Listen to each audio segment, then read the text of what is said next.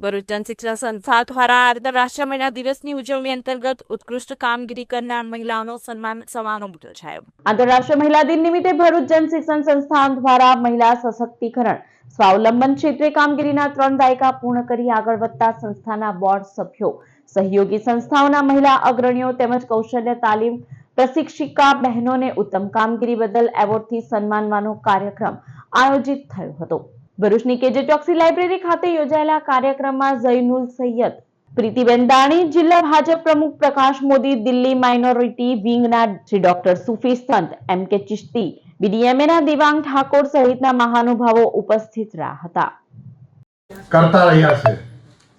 આજે ભરૂચમાં પણ JSS એટલે કે જન શિક્ષણ સંસ્થાન એના માધ્યમથી આજે ભરૂચ શહેર અને જિલ્લાની નારીઓના સન્માનનો ખૂબ જ સુંદર કાર્યક્રમ યોજવામાં આવ્યો છે। એ માટે આ JSS સંસ્થાને હું ખૂબ ખૂબ અભિનંદન આપું છું।